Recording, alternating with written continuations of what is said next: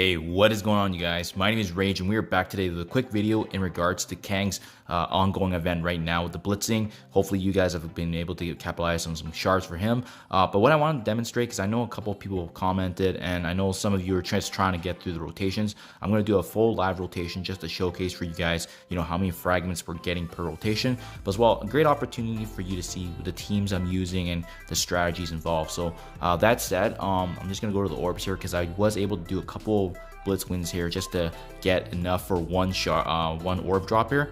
We're gonna open this up, that way it clears the bank here. Unfortunately, it seems like the most common shards has been 2, but now we cleared all the fragments to 5 now, and we can get a good clean slate in regards to how much we're gonna earn. So I did do a few battles already, but let me showcase for you guys. We'll go through each one. As you can see, I only have about 40 teams right now because I'm gonna build some teams live while we're doing this, so that way you can kind of see the strategies involved. But we're gonna start things off with some of the teams that haven't won yet. So you really want to be aiming for wins that you can actually know for sure you're going to be winning, right? So obviously at the end of the day, we're never too sure, but sometimes RNG can play a factor. You want to be aiming for some of the best characters on your team versus the others, and that has a good chance, right? And again, sometimes you can win, sometimes you can lose, so that's our loss right there. But some of these teams I have built with synergies, and then the other ones I have built based on single characters that can probably carry a team. And you'll find sometimes too, you may have to mix match a little bit and see which combinations do work. So for instance, there could be some solo matches involved, but as well, you're going to see, because we have actually less teams here, we're going to be building some teams at the end here, and I'm going to be saving them going forward to make sure that we're going to be utilizing them again. So we don't have Black Panther here, but I think this team should be able to get the job done. So again, it's just gonna be some luck, but you can see the different fragments we're getting, and the RNG definitely does play a factor. We're really gunning for that that mythical 500 to 2000 fragments, because it's gonna really help us get additional shard fragments. So as you can see, with the teams I've built up, I've tried to utilize the majority of some team synergies, but at the end of the day, you want to be focused on capitalizing some of the key synergies. Like for instance, this team right now with the Secret Avengers, I'm using them 3 to be combined with weaker minions, because those 3 alone can usually carry a team, right? We can split up Gamora and Nebula. They don't need to be with the full Infinity Watch, and generally they should be able to do well together against. I don't like this combination, so when you find that you may be up against a team that doesn't have a good chance, I would skip it and see if you can kind of reset here. So I like this one better with Black Order. They should have a better shot with their synergy, and then we'll go back to the original one that we had here with the Gamora Guardians. No, I still don't like that placement, so we'll take our time. You do want to make sure that you're getting as much wins consistently, and that's being patient, right? Going for the wins that you know you can actually get, and then going through the rotations, so forth. So this one, Heroes for Hire, does actually do really well together. This team, clearly power armor is not great, but then we have Dr. Doom actually carrying, so that's why that's a great example of a team synergy where you have an individual talent really carrying the team. I think this one should be okay. We don't have Red Hulk synergy, but we have Brawn and Abomination do really well together. The Eternals are pretty much locked. You can just slot in any characters with them. They're pretty good. Castro with Nick Fury, as well as Coulson, really good too. So you can see we're getting quite a few wins. Sometimes at the end of the day, it is just about the matchups that we're up against, right? So you can see how long it will take though, because of the number of chances some teams can go, and the reason why some of these teams I have here that cost 10 is because I already used oh, okay, sorry. So Psylocke was used here, so this is a mistake on my part. I definitely have to revamp some of this. So this is a great opportunity to kind of revamp some of the blitz teams that we have as well. Yeah, not liking some of these right now. Let's go try this one. I like Doctor Strange Heartless because generally he can do really well by himself as well.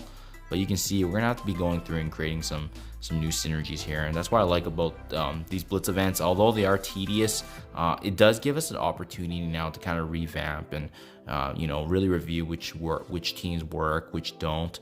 Hopefully this gives you guys strategies. Like I said, you want to be looking for some stronger characters on your team that can carry, and then that's going to be giving us a better shot here to really get the wins. So we've been able to go through a lot of them. Morgan Le Fay is hit or miss. Sometimes she does really good by herself, I find, but characters like Agatha Harkness, Doctor Strange Heartless, They generally can carry a team. Even Wong, really depends on who you're up against, right? Wong against Mantis in this case, very, very easy. And then, like I said, we're going to have room here because I have more than 40 teams. Now I'm going to go through and check in on all the rotations I did. But the reason why you want to do this, guys, is because you're going to be able to catch if some characters are utilized in different teams. And it's going to give us the opportunity to kind of revamp and change up the rotation so it's cleaner, right? So I know that not all my characters are being used, and that's why I'm just going through it. And it's okay if you don't win, that's okay, because it drops down your difficulty, giving you a better chance to win anyway. So not the end of the world if we're not being perfect here. At the end of the day, you just want to make sure that you're capitalizing on as much wins as you can, ultimately getting more shards. So as you can see, quite tedious, but we're still doing pretty good here. And again, I think that was one of the mistakes that I did there. Okay, so we got this one still that we skipped earlier. Yeah, now we can get a win here, I think. This one there. And then, yeah, this is the mistake that I had. I already used Psylocke previously, so we are going to now revamp this a little bit. So first things first, we'll go ahead. We're going to delete this. And we know Psylocke's no longer used, right? So we're going to take her out. And then we're going to do a quick filter. Not on cooldown. And you can see there's a lot of characters we haven't used yet. So that's why this is a great opportunity to take advantage of that, because we want to basically be putting characters that we're not going to be utilizing here, saving here, and then going through. But there were quite a few. I want to double check I'm not missing anything, because definitely some big teams that I missed. And again, I was just cleaning up. But now that we're doing this for the next 6-7 days, I hope this does help you guys in terms of your review. But after you get some clean rotations in, right? So looking pretty good. Okay, there we go. Another one that's missed here. Let's see if we can take him down. Hela, Zombie Iron Man, perfect. And sometimes, okay, so that's awesome. So what you want to do is, if you can go through and all of them seem to be pretty good, now we're at that stage where we can actually start building some new teams here and synergies, because clearly that didn't work out for us in the get-go. So what I like to start things off, guys, is you can see these are all the characters that haven't been used yet, and they can make some really good synergies here. So first, start things off by looking to see if there's any individual character that's really good. So I like Black Panther by himself. So what I'll do, apologies, my Wi-Fi just crashed. So having unlocked that again. No, anyways, back to where I was talking about. We're setting up teams here and just getting ready for finishing our rotation here. So you want to set things up. I like Black Panther by himself because he can usually carry quite a few different characters and synergies. So then now we can start by adding up a bunch of characters that haven't been used, right? So I definitely haven't used Drax, Cyclops, you know, honestly, anybody that's kind of in the unranking here, because we can basically use this as a new team. So you can start things off, hit the battle, and if they're able to get the win, then you can go ahead and start saving this team for next time. That's kind of how I'm building it right now, guys. So what I should be doing is, I like Deathpool by herself too. So I'm gonna put her in the middle there, and then I'm gonna go ahead and see if she can do that. And this is a great way to kind of build up the rest of the teams that we don't have, right? I'm surprised that my Adam Warlock and Moon Dragon weren't used though, so I'm gonna put 3 in between there. And then I like putting them in the end for protection. So yeah, like I said, doing this live here so that way you guys can see. But I mean, this is a great example of how to build some more winning teams here. And then otherwise, we're going to be left with a bunch of characters that just aren't great, guys. So this is where I would start looking. If you don't have any clear winners here, for example, I think Captain Marvel can hold her own if we use her and bring in some of these lower rankings. But otherwise, let's just save this real quick and see if this even works. Actually, I don't think it's gonna work. We can give it a shot. It probably will lose, but yeah, that's what I mean, guys. So that's a great example of one that doesn't work. So we're gonna delete this, and this is a great opportunity for room for improvement, right? So we can start maybe bring in some other weaker enemies here. Sorry, allies here. And then what we can start doing is probably bring in and repeat some characters that cost a 5, because it's a small price to pay in order to ensure that we get a win or victory, right? So you can see I already repeated a lot of them, but Silver Surfer is a pretty good character by himself. Let's see how he does against another round of these enemies. And if you do like that combination attack, and then this is a great example that you can use him to keep. So I do like that one, but what I'm going to do is I'm probably just going to shuffle him up a bit. Go back to the not for cooldown, and again, these are all just strategies to ensure that you guys get some more blitz wins, right, in your rotation. It increases the number of wins, obviously over the limit that you're set. So you can see there, and again, just more strategies for us to be involved. But you can see now that we have some higher unused characters here, it's going to take probably another strong standalone character. And again, this is the logic I'm going through when I'm playing through this. Just to, I think Omega Red's awesome by himself, so you can do this one, give that a shot.